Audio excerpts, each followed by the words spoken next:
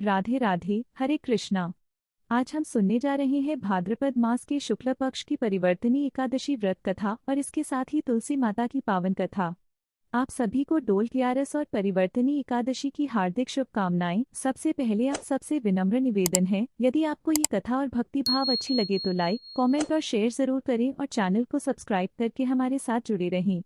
इस दिन के महत्व को जानने के लिए धर्मराज युधिष्ठिर ने भगवान श्री कृष्ण से प्रश्न किया, केशव, कृपया बताइए कि भाद्रपद शुक्ल पक्ष की इस एकादशी का क्या नाम है, इसके देवता कौन है और क्या विधि है। तब भगवान श्री कृष्ण ने कहा, राजन, मैं तुम्हें एक अद्भुत कथा सुनाता हूँ जिसे एक समय ब्रह्मा जी ने देवर्षि नारद जी को सुनाया था।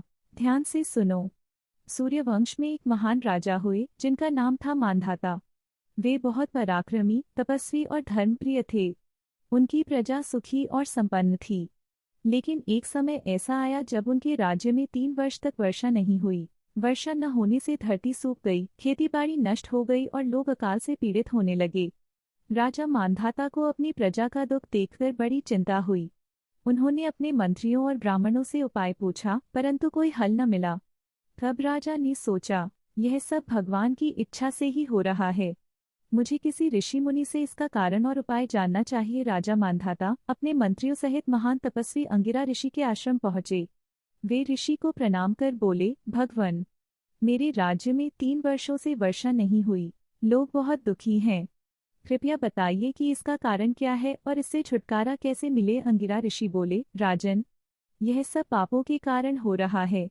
इसका उपाय केवल यही है कि आपकी प्रजा और आप स्वयं भाद्रपद शुक्ल पक्ष की परिवर्तनी एकादशी का व्रत करें। इस व्रत के प्रभाव से न केवल वर्षा होगी बल्कि समस्त पाप भी नष्ट होंगे। राजा ने कहा, ऋषिवर, कृपया इस व्रत की विधि और महिमा विस्तार से बताइए। ऋषि ने कहा, राजन, इस दिन प्रातः स्नान करके भगवान विष्णु की पूजा करनी चाहिए। रात्रि में जागरण करना चाहिए और तथा कीर्तन करना चाहिए। व्रत का फल इतना महान है कि इसके प्रभाव से सभी पाप कट जाते हैं और वर्षा अवश्य होती है। राजा मांधाता ने अपने पूरे राज्य सहित व्रत का पालन किया। परिणाम यह हुआ कि शीघ्र ही मेघ गर्जना करने लगे और वर्षा होने लगी।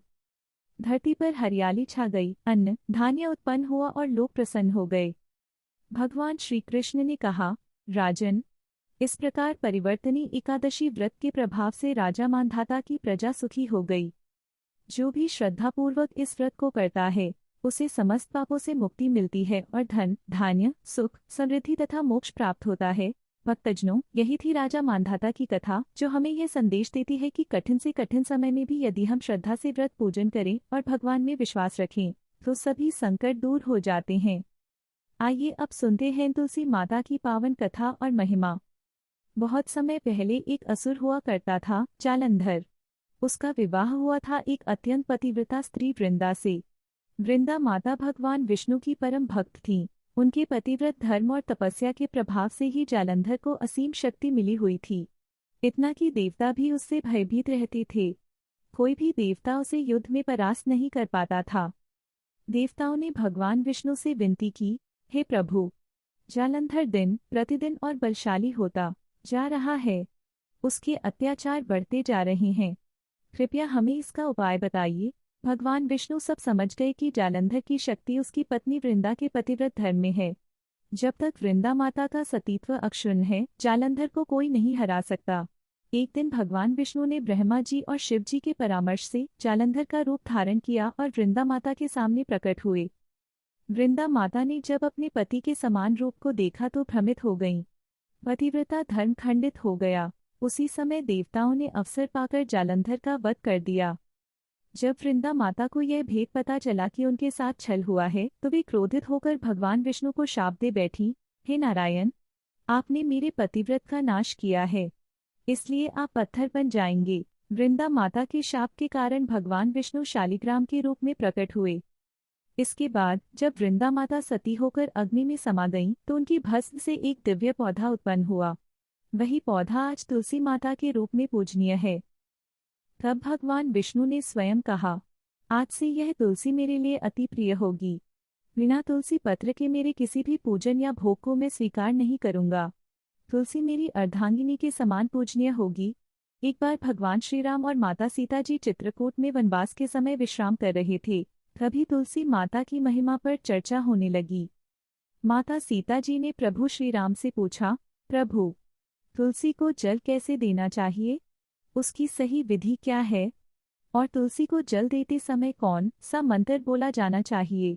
भगवान श्री राम मुस्कुराए और बोले, हे देवी, तुलसी जी को जल अर्पित करते समय एक छोटा सा मंत्र बोलना चाहिए। यह मंत्र केवल 3 शब्दों का है, लेकिन इसका प्रभाव अद्भुत है।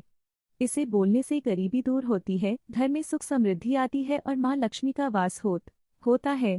माता सीता जी ने कहा, प्रभु, कृपया मुझे उस मंत्र का महत्व और रहस्य विस्तार से सुनाइए।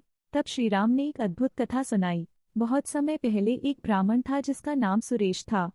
वह जन्म से ब्राह्मण तो था, लेकिन स्वभाव से दुराचारी था। वह न पूजा करता, न अतिथियों का सत्कार।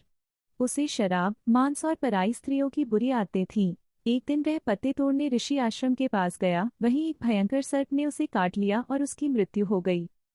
यमदूत उसकी आत्मा को यमराज के सामने ले गए।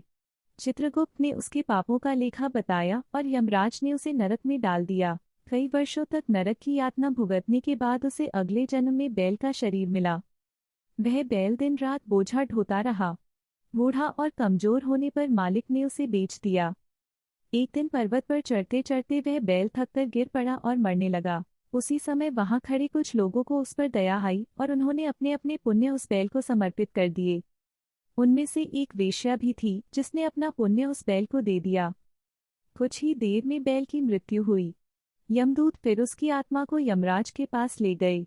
चित्रगुप्त ने देखा कि वेश्या के पुण्य के कारण उस ब्राह्मण के सारे पाप नष्ट हो गए हैं। तब यमराज ने उसे क्षमा कर दिया और उसे दोबारा मनुष्य योनि में जन्म दे दिया। नए जन्म में ब्राह्मण को अपने पिछले जन्म की बातें याद थीं। वह उस वेश्या को ढूंढते ढूंढते उसके नगर पहुंचा।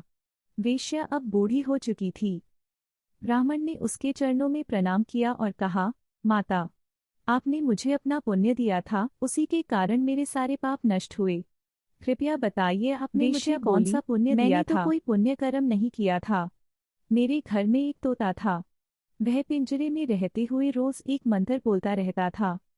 उसी मंत्र को सुनकर मेरा मन पवित्र हो गया और मैंने वही पुण्य तुम्हें दे दिया था। ब्राह्मण और वेश्या दोनों उस तोते के पास गए और पूछा, हे तोते, यह मंत्र कौन सा है और तुम्हें किसने सिखाया? तोते ने अपना पूर्वजन्म का वृतांत सुनाया। पिछले जन्म में मैं एक पंडित था, लेकिन मुझे अपने ज्ञान पर घमंड था। वहाँ रोज लोग तुलसी को जल देते और एक मंत्र का जाप करते। मैं उस मंत्र को सुनकर रट गया और उसे बोलने लगा। यही मंत्र मुझे पापों से मुक्त करता रहा। बाद में एक चोर ने मुझे चुरा लिया और मुझे यह वेश्या खरीद लाई। मैं यहाँ भी वही मंत्र बोलता रहा और उसके प्रभाव से यह वेश्या भी भक्ति मार्ग पर आ गई। तोते ने वह मंत्र सुनाया, ओम श्री हरि प्रिया नमः। इस मंत्र का प्रभाव इतना महान है कि रोज तुलसी को जल देते समय इसे बोलने से पाप नष्ट होते हैं। स्त्री को सौभाग्य और पुरुष को अपार धन प्राप्त होता है। जिस घर में तुलसी के साथ यह मंत्र बोला जाता है, वहाँ माँ लक्ष्मी का स्थायी वास होता है। भगवान श्री राम ने माता सीता से कहा, हे देवी, तुलसी के एक पत्र के बराबर कोई भी दान या यज्ञ नहीं हो सकता। 1000 गायों के दान से जो फल मिलता है, वही फल तुलसी पत्र अर्पण करने से मिल जाता है। इसलिए रोज तुलसी को जल दो, परिक्रमा करो, दीपक जलाओ और ओम श्री हरि प्रिया नमः मंत्र का उच्चारण करो। यही सभी पापों को हरने वाला और मोक्ष देने वाला है। इस प्रकार तुलसी माता की महिमा अपार है। जो भी भक्त नित्य तुलसी की सेवा करता है, उसका जीवन पवित्र हो जाता है और उसे भगवान श्रीहरि की कृपा प्राप्त होती है। इस प्रकार भक्तजनों, यह थी परिवर्तनी एकादशी व्रत कथा और तुलसी माता की पावन कथा।